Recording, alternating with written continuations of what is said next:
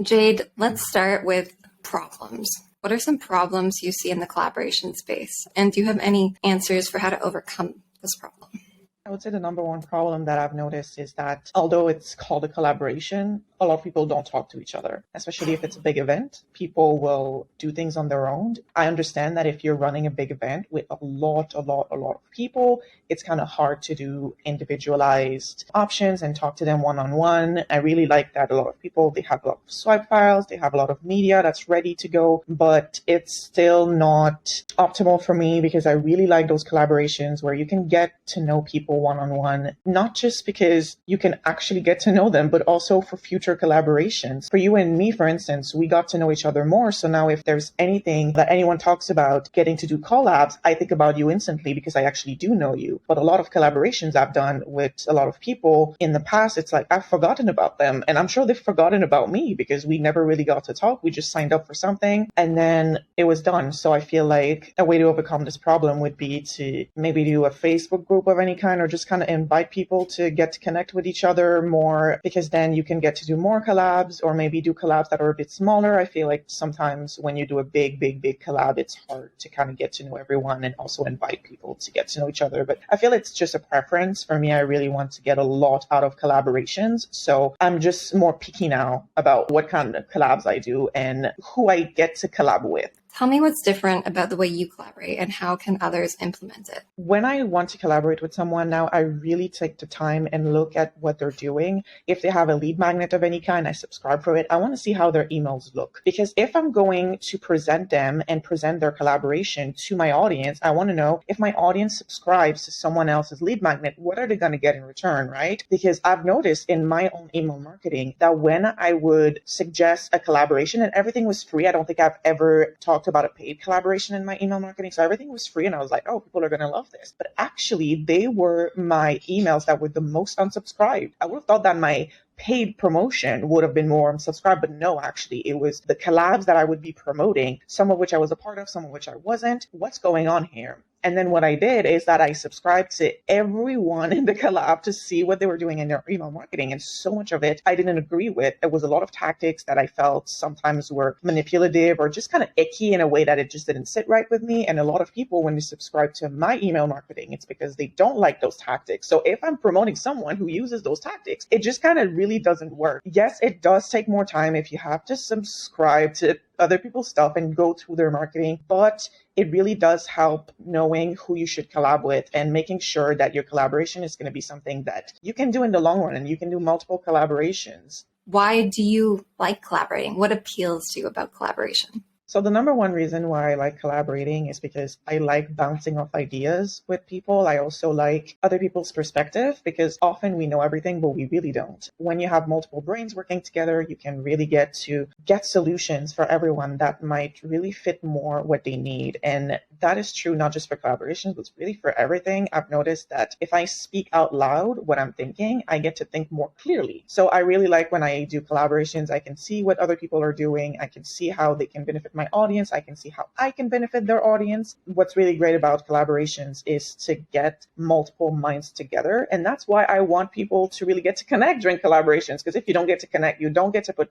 minds together. You're just going to do a mix and match of puzzles that just don't fit together. Who is your dream partner? Who's the ultimate partner? Honestly, anyone who feels like they're really here to make a difference. By making a difference, I don't mean changing the world. I really mean just if it's making a difference in one person, to me, that means a lot. I'm someone that when I see 30 people reacting to my post, I'm like, that's amazing. 30 people went and read my post. If you imagine that as 30 living and breathing people in your living room, reading your content, I mean, to me, that's a big number. And so I know that a lot of people will get lost in numbers and be like, oh, like I only got 500 followers. I only got this and that. And I'm like, 500, imagine 500 people in a room. That's a lot of people. And so I want someone who maybe not more down to earth, but also just doesn't get lost in the numbers and really is here like, okay, yes, I want to make a difference in some people's lives. If I can touch a lot of people, amazing. But if I only touch a few people, that can make such a big difference. And so someone who has this kind of view of marketing, of wanting to really touch someone and not just be here to sell, although selling is very important. I get that. I need to sell. We need to sell. We're here to sell, right? But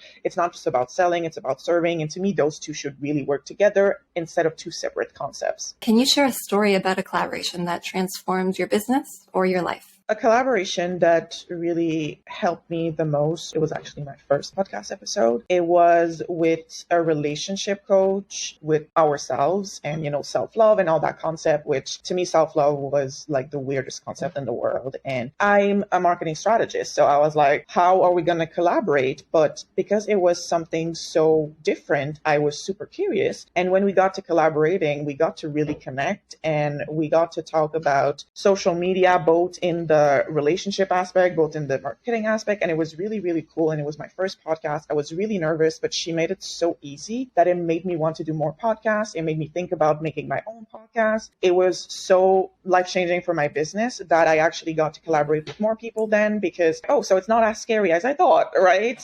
So I feel like my first collaboration one-on-one was what really opened my eyes because I had done like summits before, but like it had been so impersonal that I wasn't completely turned off by collaboration. There was no incentive for me to really go forward with it. I was just like, I'm doing summits because everyone says so, but I wasn't really interested. It wasn't super aligned. But with that podcast episode, I was like, oh yes, like I like doing those podcast episodes. I like being a guest. I like it so much. I'm actually going to do a podcast myself. That was an amazing collaboration. Okay, I have one more question for you, Jade, and that is, what is one piece of advice about anything? I would say if there's anything I've learned in 2022, when it comes to my business, is that you really want to invest your time in doing marketing that feels good, not just aligned, but also feels good. Because sometimes something might feel aligned, but when you do it, it actually does not feel good. But doing something that actually feels good or that you're at least curious about and that you want to start exploring, because there are so many ways to do marketing out there and there's no really right or wrong format. Yes, of course, video content is booming right now, but I mean, written content is still pretty popular. Otherwise, LinkedIn would be dead. All LinkedIn is written content, right? And same for Facebook. Most of the content is written. So you really want to think about, what do you want to do? Forget all the shoulds, forget what everyone is saying. You should do this, you should do that, blah, blah, blah. Just forget about it and just try something that you're curious about. Try something that you really like. Try it for some time, like a month, 2 months, just to see, and stick to it. Because often, maybe in the first week, it's not going to work out. You're not going to get as many views or you're not going to get as many people, reacting to what you're doing. It does take some time to get traction in your content, but it's going to happen much faster if you're doing something that you like, because people can feel that and they can feel that energy and they want to be near that energy and not near the energy of someone who is hating what they're doing, because people can really tell. My content that I hated doing did not get a lot of reactions, did not get a lot of engagement, but the stuff that I actually like doing, that's where people would react because people can really feel it. Beautiful. Thank you so much. As always, it's a pleasure to see you, Jade. And we'll see you at the event. Yes, absolutely.